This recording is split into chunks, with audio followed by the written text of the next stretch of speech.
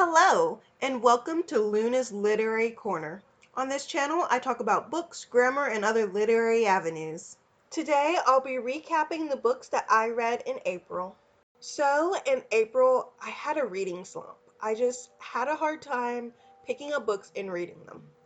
While I started the month by finishing a book I had started in March, I just declined as the month continued. I actually even had a DNF this month. It was The Outsiders. So this list will be shorter than the last one, although this was a great thing for my editing. Anywho, let's jump into the list. And Then There Were None follows a group of 10 strangers as they are stuck on an island. As the days go on, more and more of the cast dies, following the lines of the poem 10 Little Soldier Boys. I first read this book in ninth grade, and it was the first Agatha Christie book I read.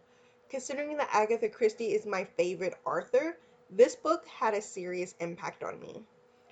Reading this again was very enjoyable. I loved how the characters are introduced and how secrets about them are revealed. What makes this even better is that there is no detective until the epilogue. So we just have to work with the main characters and we only know what they find out.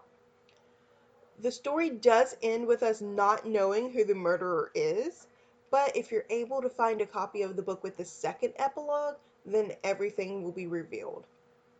I will have a full review of this book on my blog later this week, so look out for that. Overall, I gave this a 4 out of 5 stars.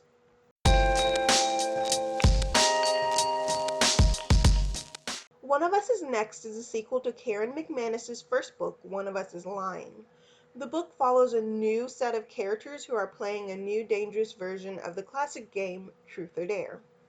Instead of the book following the main characters from the previous one, different characters who were either side characters or non-existent in the first book have the spotlight, although we do get updates from the cast of the first book.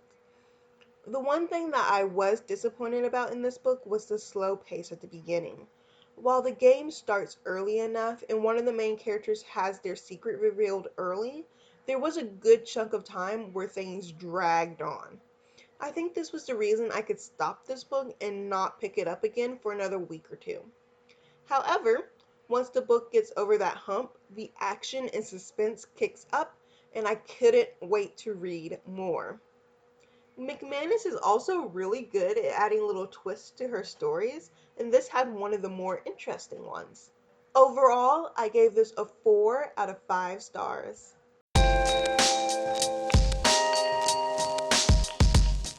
Samurai Deepkyo is a manga series following a bounty huntress and an unassuming medicine peddler who happens to house the spirit of the infamous assassin, Demon Eyes Kyo. I am a sucker not only for samurai and swordsmen, but also demons or other personalities housed in other characters like in Yu-Gi-Oh! Or Naruto. When that transformation sequence happens, I tend to squeal out loud. I picked this series out at random because I was selecting books for quarantine time, and I wanted to include some manga. So far, I've really enjoyed this series.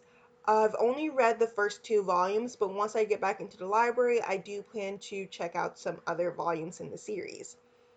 Volume 1 does have a lot of fan service compared to the second volume, but I'm enjoying the fighting and the character development.